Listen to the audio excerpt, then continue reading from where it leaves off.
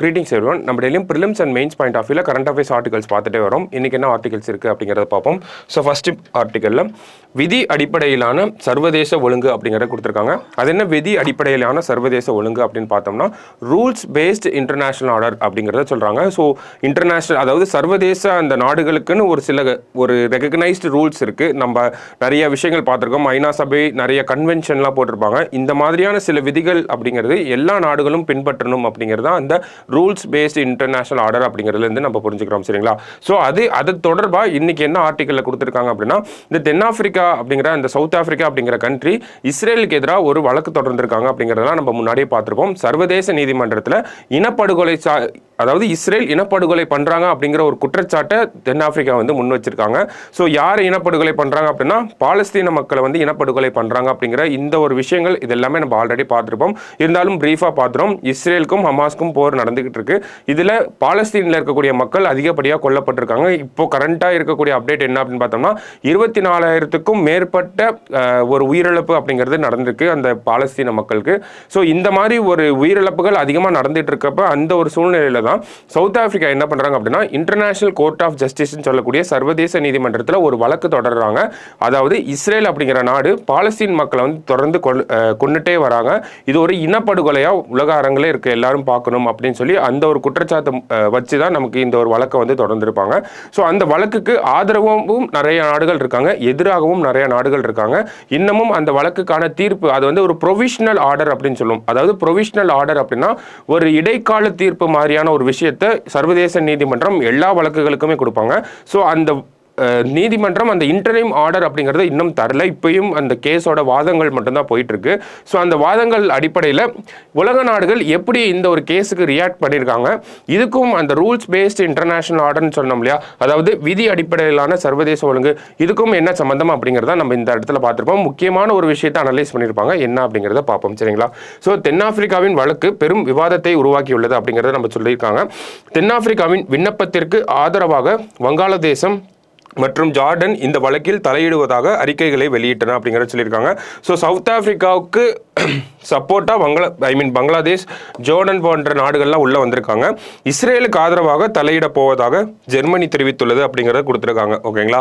So பல நாடுகள் முக்கியமாக லத்தீன் அமெரிக்கா மற்றும் மத்திய கிழக்கு நாடுகளில் இருந்து தென்னாப்பிரிக்காவின் விண்ணப்பத்தை ஆதரித்து அதிகாரப்பூர்வமாக அறிக்கைகளை வெளியிட்டன அப்படிங்கிறத கொடுத்துருக்காங்க. ஸோ இந்த இடத்துல என்ன சொல்கிறாங்க அப்படின்னா யாரெல்லாம் சப்போர்ட் பண்ணுறாங்க சவுத் ஆப்பிரிக்காவை, யாரெல்லாம் சப்போர்ட் பண்ணுறாங்க இஸ்ரேல் அப்படிங்கிறத இந்த இடத்துல கொடுத்துருக்காங்க. ஸோ பல முக்கியமான நாடுகள் யாரெல்லாம்னா இந்த லாட்டின் அமெரிக்கா அப்படிங்கிறத சொல்லுவாங்க. லாட்டின் அமெரிக்கானா ஒன்றும் கிடையாது, சவுத் அமெரிக்காவை தான் லாட்டின் அமெரிக்கா அப்படின்னு சொல்கிறாங்க. அங்கே இருக்கக்கூடிய நாடுகள் எல்லாமே சவுத் ஆப்பிரிக்காவுக்கு ஆதரவான நிலைப்பாட்டை எடுத்திருக்காங்க. மிடில் ஈஸ்டில் இருக்கக்கூடிய நாடுகள் எல்லாமே கண்டிப்பாக நமக்கு ஆல்ரெடி தெரிஞ்சுக்கும், அவங்களாம் முஸ்லீம் கண்ட்ரிஸாக இருக்காங்க. கண்டிப்பாக பாலஸ்தீன மக்களுக்கு ஆதரவான ஒரு நிலையை தான் எடுப்பாங்க. ஸோ அவங்களும் சவுத் ஆப்பிரிக்காவை சப்போர்ட் பண்ணிட்டு தான் இருக்காங்க. ஆனால் அமெரிக்கா, பிரிட்டன் மற்றும் பிரான்ஸ் ஆகியவை அதற்கு தங்கள் எதிர்ப்பை காட்டியுள்ளன அப்படிங்கிறத சொல்லியிருக்காங்க. ஸோ ஆல்ரெடி நம்ம முன்னாடியே பார்த்தோம், ஜெர்மனியும் இஸ்ரேலுக்கு ஆதரவான ஒரு நிலைப்பாட்டை எடுத்திருக்காங்க. அதே மாதிரி தான் அமெரிக்கா, பிரிட்டன், பிரான்ஸ் எல்லாருமே இஸ்ரேலுக்கு ஆதரவான ஒரு நிலைப்பாட்டை எடுத்திருக்காங்க. ஸோ அந்த கேஸ் நடந்துட்டு இருக்கப்போ இந்த மாதிரியான விஷயங்கள்லாம் கோர்ட்டுக்கு வெளியே நடந்துட்டு இருக்கு. சரிங்களா? ஸோ அப்போ இந்த கேஸ் அப்படின்னு பார்க்குறப்போ என்ன மாதிரியான ஒரு நம்ம முன்னாடியே சொல்லியிருந்தோம், ஒரு ப்ரொவிஷனல் ஆர்டர் வரும் அப்படின்னு சொல்லி, அதாவது ஒரு இடைக்கால ஜட்ஜ்மெண்ட் அப்படிங்கிற மாதிரியான இன்டரிம் ஆர்டர் அப்படிங்கிறது வரும் சொல்லியிருந்தோம். அதில் என்ன மாதிரியான முடிவுகள் வரதுக்கு வாய்ப்புகள் இருக்கு, என்ன மாதிரியான நடவடிக்கைகளை இந்த சர்வதேச நீதிமன்றம் வலியுறுத்தும் அப்படின்னு பார்த்தோம்னா தென்னாப்பிரிக்கா ராணுவ போரை உடனடியாக நிறுத்துமாறு கோரியுள்ளது. ஸோ தென்னாப்பிரிக்கா வழக்கு போடுறப்போ அந்த ஒரு மிலிட்ரி ஹாஸ்டிலிட்டி அப்படிங்கிறத நீங்கள் உடனே நிறுத்தணும் அப்படிங்கிறதான் கேஸில் சொல்லியிருப்பாங்க. ஆனால் நீதிமன்றம்க்கு என்ன பண்ணுவாங்க அப்படின்னா சர்வதேச சட்ட வல்லுநர்கள் நீதிமன்றம் அவ்வளவு தூரம் செல்லாது என்று கருத்து தெரிவித்துள்ளனர். ஸோ ஒரு நாடை போய் நீங்கள் இந்த போரை நிப்பாட்டி ஆகணும் அப்படிங்கிறத சொல்ல முடியாது அப்படிங்கிறத இந்த இடத்துல சர்வதேச வல்லுநர்கள் சொல்லியிருக்காங்க. ஏன்னா இஸ்ரேல் என்ன சொல்லியிருப்பாங்க அப்படின்னா நாங்கள் ஃபர்ஸ்ட் அட்டாக் பண்ணல, ஹமாஸ் தான் எங்களை அட்டாக் பண்ணாங்க, ஒரு தீவிரவாத அமைப்பு தான் எங்களை அட்டாக் பண்ணிருக்கு, எங்களுக்குன்னு ரைட் டு செல்ஃப் டிஃபென்ஸ் அப்படிங்கிற ஒரு விஷயம் இருக்கு, நாங்கள் அதை தான் பண்ணிக்கிட்டு இருக்கோம், எங்களோட அப்ஜெக்டிவ் பாலஸ்தீன் மக்களை கொல்றது கிடையாது, ஹமாஸை முற்றிலும் ஒழிக்கிறது தான் எங்களோட அப்ஜெக்டிவ் அப்படிங்கிறதெல்லாம் சொல்லியிருப்பாங்க. இன்னொன்னும் சொல்லியிருப்பாங்க, இனப்படுகொலை குற்றச்சாட்டை நாங்கள் கம்ப்ளீட்டாக மறுக்கிறோம். ஏன்னா ஹமாஸ் அமைப்பினர் தான் ஹியூமன் ஷீல்டை யூஸ் பண்ணிட்டு இருக்காங்க, அதாவது பொதுமக்களை ஒரு ஷீல்டாக பயன்படுத்திட்டு இருக்காங்க. ஸோ அது எல்லா குற்றங்களும் அவங்க தான் பண்ணுறாங்க, நாங்கள் பண்ண கிடையாது. எங்களோட குற்றம் என்னவா இருக்குன்னா எங்களோட ரைட் டு செல்ஃப் டிஃபென்ஸை நாங்கள் எக்ஸசைஸ் பண்ணுறது தான் ஒரு குற்றமாக நீங்கள் பார்க்குறீங்க அப்படிங்கிறதெல்லாம் சொல்லியிருப்பாங்க. ஸோ அதே தான் இந்த இடத்துலையும் நம்ம அந்த பாயிண்ட்லேருந்து புரிஞ்சுக்க முடியுது. வேறு என்ன சொல்கிறாங்க அப்படின்னா, பல விதமான மாற்று வழிகள் பரிந்துரைக்கப்பட்டுள்ளன. எக்ஸாம்பிளுக்கு உணவு மற்றும் பிற வளங்களை காசாவிற்கு நுழைய அனுமதிப்பது. ஸோ இஸ்ரேல் இப்போ அந்த ஃபுட் எய்டு எல்லாமே ஒரு சில நேரங்களில் தடுத்து நிறுத்தியிருக்காங்க, காசாக்குள்ளே போக விடக்கூடாது அப்படிங்கிற மாதிரி. ஸோ இந்த மாதிரி ஒரு தீர்ப்பு எதிர்பார்க்கலாம். நம்ம அந்த ஹியூமானிட்டேரியன் எய்டை நம்ம வந்து மறுபடியும் காசாக்குள்ளே கொண்டு வரலாம். யுஎனோட எய்டு, மற்ற நாடுகளோட எய்டு எல்லாமே காசாவுக்கு போகிறதுக்கு அனுமதி, அதுக்கான சிறந்த ஒரு வழித்தடத்தை நம்ம பண்ணி கொடுக்கலாம் அப்படிங்கிறத சொல்கிறாங்க. அடுத்தது மனிதாபிமான அடிப்படையில் போர் நிறுத்தம். ஸோ இப்படியும் ஒரு ஜட்மெண்ட் வரதுக்கு வாய்ப்பு இருக்குது. ஒரு ஹியூமானிட்டேரியன் பேசிஸில் ஆல்ரெடி நம்ம பார்த்தோம் 24,000க்கும் மேற்பட்ட உயிரிழப்புகள் அப்படிங்கிறது இருந்திருக்கு. ஸோ அந்த ஒரு மனிதாபிமான அடிப்படையில் ஹியூமானிட்டேரியன் பேசிஸில் போர் நிறுத்தம், சீஸ் ஃபயர் அப்படிங்கிறத கொண்டு வரலாம் அப்படிங்கிறதையும் சொல்கிறாங்க. வேற என்ன சொல்கிறாங்க அப்படின்னா, இஸ்ரேலிய தலைவர்களை இனப்படுகொலை சார்ந்த கருத்துக்களை தவிர்க்குமாறு அறிவுறுத்துவது இதில் அடங்கும். ஸோ இந்த பாயிண்ட் நம்ம எப்படி புரிஞ்சுக்கணும்னா, நம்ம இனப்படுகொலை சார்ந்து தான் ஒரு வழக்கு தென்னாப்பிரிக்கா போட்டிருக்காங்க. ஸோ இந்த இனப்படுகொலை தான் பண்ணுறாங்க அப்படிங்கிறது ப்ரூவ் ஆயிடுச்சு அப்படின்னா இஸ்ரேலிய தலைவர்கள் எல்லாரும் அந்த மாதிரியான கருத்துக்களை சொல்றதை நிப்பாட்டணும் அப்படிங்கிறத சொல்றாங்க. ஏன்னா இந்த தலைவர்கள் சொல்ற கருத்தை அவங்க நாட்டு சோல்ஜர்ஸும் ஃபாலோ பண்றாங்க. அவங்க நாட்டு அந்த டிக்டாக் ரீல்ஸ் எல்லாம் எடுத்து பார்த்தோம் அப்படின்னா இஸ்ரேல் சோல்ஜர்ஸ் அந்த மாதிரியான கருத்துக்களை வெளியிடுறது நமக்கு நல்லாவே தெரியும். ஸோ அதை தான் இந்த இடத்துல சொல்ல வராங்க. சரிங்களா, தலைவர்கள் என்ன சொல்றாங்களோ அதை தான் சோல்ஜர்ஸும் ஃபாலோ பண்ணுவாங்க, மக்களும் ஃபாலோ பண்ணுவாங்க. ஸோ அந்த ஒரு விஷயத்தை கட்டுப்படுத்தணும் அப்படிங்கிறத, அந்த மாதிரி கூட இந்த தீர்ப்பு அப்படிங்கிறது அமையலாம். இதுதான் அந்த இன்டர்நேஷனல் கோர்ட் ஆஃப் ஜஸ்டிஸ்க்கு முன்னாடி இருக்கக்கூடிய ஆப்ஷன்ஸ் அப்படிங்கிறத இந்த இடத்துல கொடுத்திருக்காங்க. முழுமையான போர் நிறுத்தம் அப்படிங்கிறத வலியுறுத்த முடியாது அப்படிங்கிறதையும் சொல்லியிருக்காங்க. வேற என்ன இருக்கு அப்படின்னா, சொந்த இடைக்கால நடவடிக்கைகளை உருவாக்கும் அதிகாரமும் நீதிமன்றத்துக்கு உள்ளது. ஸோ இந்த மாதிரியான இதெல்லாம் வெளியே இருக்கிறவங்க சொல்றது சில விஷயங்கள், இதில் கோட் பண்ணியிருக்க சில விஷயங்கள் சவுத் ஆப்பிரிக்கா அவங்க வழக்கிலே போட்டிருப்பாங்க. போர் நிறுத்தம் கொண்டு வரது, ஒரு ஹியூமானிட்டேரியன் எய்டை கொண்டு வரது, இஸ்ரேலியன் பொலிட்டிக்கல் லீடர்ஸ் வந்து அமைதி காக்கணும் அப்படிங்கிற மாதிரியான விஷயங்கள், இதெல்லாமே சவுத் ஆப்பிரிக்கா அவங்க கேஸ் ஃபைல் பண்ணப்பே இதெல்லாம் நீங்கள் ஜட்மெண்ட்டில் இருந்தால் நல்லாயிருக்கும் அப்படிங்கிற மாதிரியான வழக்கு தான் போட்டிருப்பாங்க. ஸோ இதெல்லாம் தவிர்த்து வேறு சில விஷயங்கள் கூட கொண்டு வரதுக்கு அந்த நீதிமன்றத்துக்கான அதிகாரம் அப்படிங்கிறது இருக்குது அப்படிங்கிறது தான் கடைசி பாயிண்ட்ல நமக்கு கொடுத்துருக்காங்க. ஸோ இதுதான் அந்த ஒரு பிரச்சனை இருக்கு. இப்போ வரைக்கும் நமக்கு என்ன பிரச்சனை அப்படிங்கறத பார்த்தோம், யார் கேஸ் போட்டிருக்காங்க அப்படிங்கறத பார்த்தோம், கேஸ் கோர்ட்ல என்ன நடக்குது அப்படிங்கறத நம்ம இந்த இடத்துல கொடுத்திருக்கோம். கோர்ட்டுக்கு வெளியே ஒவ்வொரு உலக நாடுகளும் இந்த விஷயத்துக்கு எப்படி ரியாக்ட் பண்ணிட்டு இருக்காங்க அப்படிங்கறத பார்த்திருக்கோம்.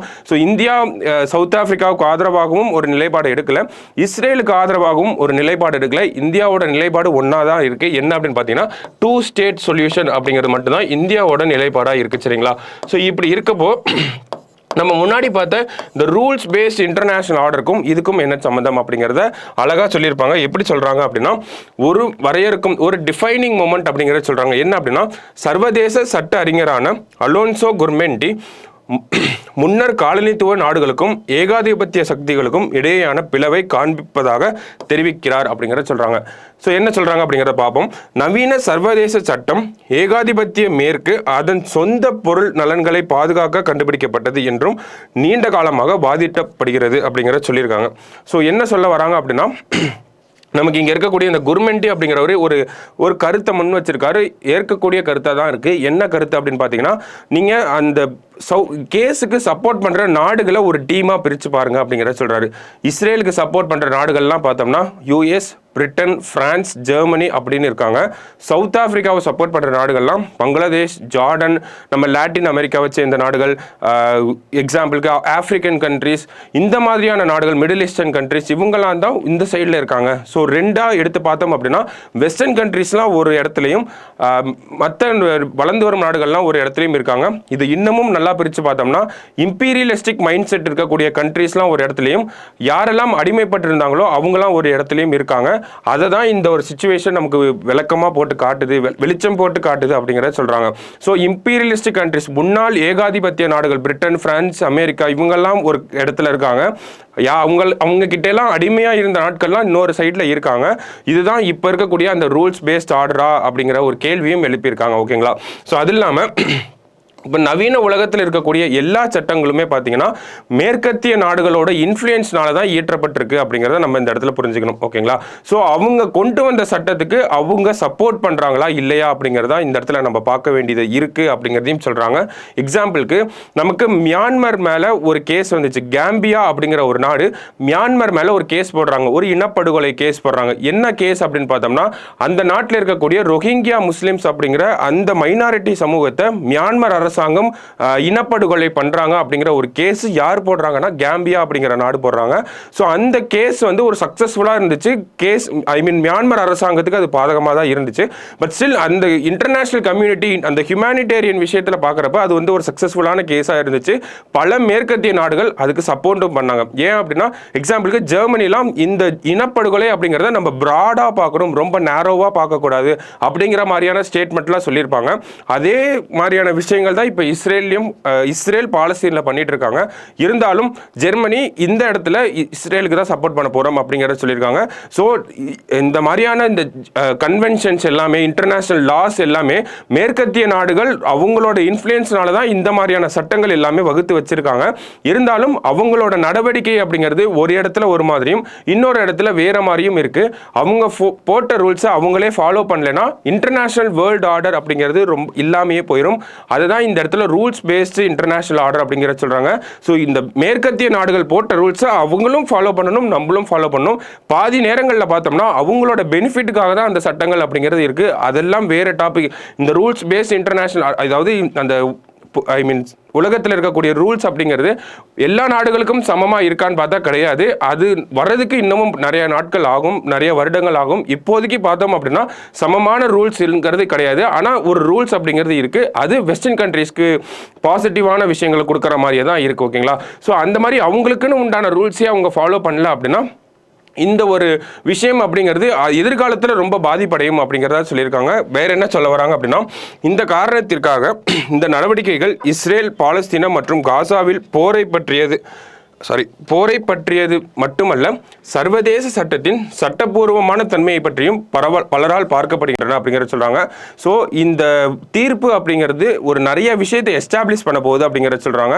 ஸோ அந்த ரூல்ஸ் பேஸ்ட் இன்டர்நேஷனல் ஆர்டர் அப்படிங்கிறது எஸ்டாப்ளிஷ் ஆகுமா ஆகாதா அப்படிங்கிறது தான் இதில் முக்கியமான கேள்வியாக இருக்குது அப்படிங்கிறத சொல்றாங்க.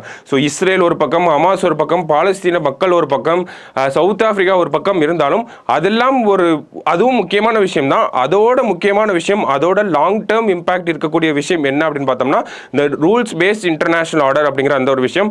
இனப்படுகொலை நடந்திருக்கு அப்படிங்கிறது எல்லாருக்கும் தெரியுது. அது எப்படி இம்ப்ளிமெண்ட் பண்ண போறாங்க, இஸ்ரேலை எப்படி வழிக்கு கொண்டு வர போறாங்க, இதுக்கு இந்த இன்டர்நேஷனல் ரூல்ஸை உருவாக்கிய மேற்கத்திய நாடுகள் எப்படி ரியாக்ட் பண்ண போறாங்க, அவங்களோட அட்வான்டேஜை மட்டும்தான் பார்ப்பாங்களா இல்லை ஹியூமனிட்டியை பார்ப்பாங்களா அப்படிங்கிற ஒரு கேள்வி, அதுக்கான பதில் எல்லாமே இந்த ஒரு ஜட்மெண்ட்லையும், இந்த ஜட்மெண்ட்டை என்ஃபோர்ஸ் பண்றதுலையும் தான் இருக்கு அப்படிங்கிறதா உலகத்தோட பார்வையா இருக்கு அப்படிங்கறத சொல்லியிருக்காங்க. ஸோ இந்த ஒரு அனாலிசிஸ் அப்படிங்கிறது நமக்கு எக்ஸாம் பாயிண்ட் ஆஃப் வியூல தேவைப்படும். ரூல்ஸ் பேஸ்ட் இன்டர்நேஷனல் ஆர்டர் அவங்க கொண்டு வந்த ரூல்ஸ் அவங்க ஃபாலோ பண்றாங்களா இல்லையா அப்படிங்கிற அந்த ஒரு கண்ணோட்டத்தில் நமக்கு கேட்குற கொஸ்டினுக்கு தகுந்த மாதிரி இந்த ஒரு டெம்ப்ளேட்டை மாற்றி எழுதுற மாதிரி இருக்கும். சரிங்களா? ஸோ அடுத்த ஆர்டிக்கல்ல நமக்கு டெசர்ட் நைட் அப்படிங்கிறத கொடுத்துருக்காங்க. டெசர்ட் நைட் அப்படின்னா என்னன்னா, காசாவில் இஸ்ரேல் நடத்தி வரும் போரால் ஹமாஸுக்கு ஆதரவாக ஏமனின் ஹவுதி கிளர்ச்சியாளர்கள் செங்கடல், அரபிக்கடல் பிராந்தியத்தில் பயணிக்கும் சரக்கு கப்பல்கள் மீது தாக்குதல் நடத்தி வருகின்றனர் அப்படிங்கிறது இது நமக்கு தெரிஞ்ச விஷயம் தான்.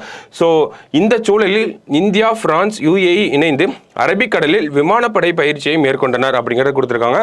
ஸோ அந்த விமானப்படை பயிற்சிக்கு பேர் தான் நமக்கு டெசர்ட் நைட் அப்படிங்கிறத சொல்லியிருக்காங்க. ஓகேங்களா? ஸோ இதுதான் இதில் முக்கியமான விஷயமா இருக்கு. டெசர்ட் நைட் அப்படிங்கிற ஒரு மிலிட்ரி எக்ஸசைஸ், ஒரு ஏர்ஃபோர்ஸ் எக்ஸசைஸ் அப்படிங்கிறது நடந்திருக்கு.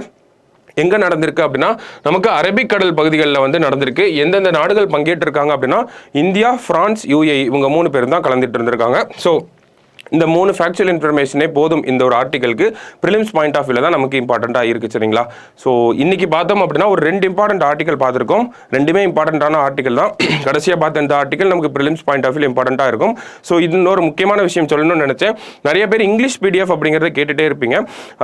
எல்லா நாளுமே at the end of the day இந்த DNAவோட இங்கிலீஷ் வெர்ஷன் அப்படிங்கிறது நம்ம சுரேஷ் அகாடமியோட வெப்சைட்டில் கரண்ட் அஃபேர்ஸ் அப்படிங்கிற டேபுக்கு கீழே அப்டேட் ஆயிரும். சரிங்களா? ஸோ ஒவ்வொரு நாளுமே அது அப்டேட் ஆகிட்டு தான் இருக்குது. இங்கிலீஷ் PDF வேணும் அப்படின்னு நினைக்கிறவங்க வெப்சைட்டில் போய் அதை டவுன்லோட் பண்ணி ஒரு தடவை படிச்சுக்கோங்க. ஸோ அது மட்டும் பார்த்தாது, நியூஸ் பேப்பர் ரீடிங் அப்படிங்கிறது தான் முக்கியமான விஷயம். அதையும் நீங்கள் ஃபாலோ பண்ணுவீங்க அப்படிங்கிறத நினைக்கிறேன். ஸோ நாளைக்கு இன்னொரு வீடியோவில் சந்திப்போம். தேங்க்யூ.